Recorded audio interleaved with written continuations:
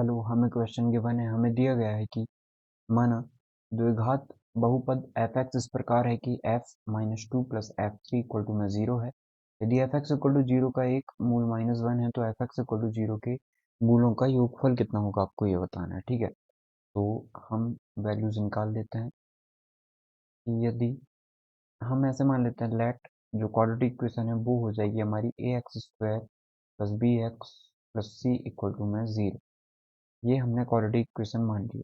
अब हमें बोला गया है कि इसका एक रूट जो है वो minus one, F X equal to zero, मतलब ये एफ एक्स हो गया इक्वल टू जीरो। इसका एक रूट माइनस वन है, माइनस वन होगा तो माइनस वन सेटिस्फाई करना चाहिए, तो यह जाएगा माइनस का ए, तो माइनस वन का स्क्वायर प्लस का वन ही आएगा, प्लस का ए माइनस का बी प्लस का सी इक्वल टू में जीरो, तो यह आ जाएगा a minus b plus c equal to zero.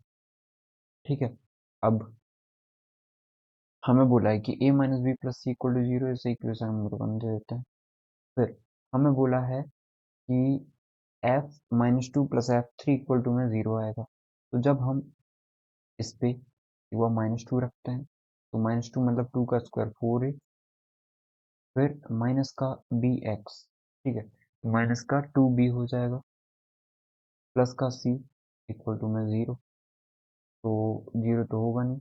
हमें बोला गया है कि यदि आप सम निकालते हो, थ्री रख के देखते हैं, तो थ्री मतलब नाइन, नाइन ए, फिर बी की वैल्यू थ्री रखना है, एक्स की वैल्यू तो थ्री बी प्लस का सी इक्वल टू में जीरो।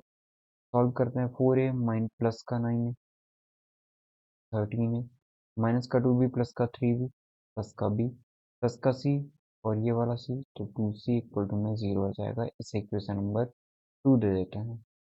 ठीक है, अब हमें निकालना क्या है, हमें निकालना है वैल्यूज। यदि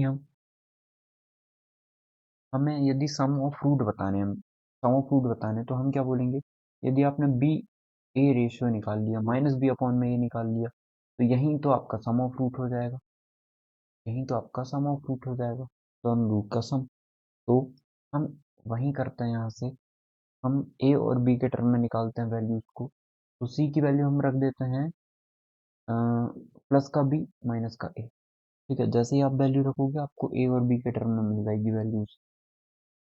सॉरी, यहाँ पे हम सी की वैल्यू रख देते हैं, तो thirteen a plus B plus का टू सी है, तो प्लस का टू, सी की वैल्यू कितनी आएगी, प्लस का बी माइनस का ए हो जाएगा, तो प्लस का बी माइनस का ए इक्वल टू में जीरो। थर्टीन ए प्लस का बी प्लस का टू बी माइनस का टू ए इक्वल टू में जीरो। थर्टीन में से टू जाएगा तो 11 का a plus three b equal to में जीरो, तो 11 ए इक्वल टू में माइनस का थ्री बी हो जाएगा। तो यदि हम माइनस का सिर्फ थ्री को इस तरफ ले आए, ए को यहाँ क्रॉस मल्टीप्लाई कर दें, तो ये 11/3 होगा और ये माइनस बी अपॉन ए होगा। इसी की वैल्यू तो हमें निकालनी थी जो कि 11/3 आया। सम ऑफ रूट कितना होगा, 11/3, जो कि हमारा ऑप्शन नंबर वन है, वही हमारा करेक्ट आंसर हो जाएगा। आई होप आपको क्लियर हुआ होगा। Thank you.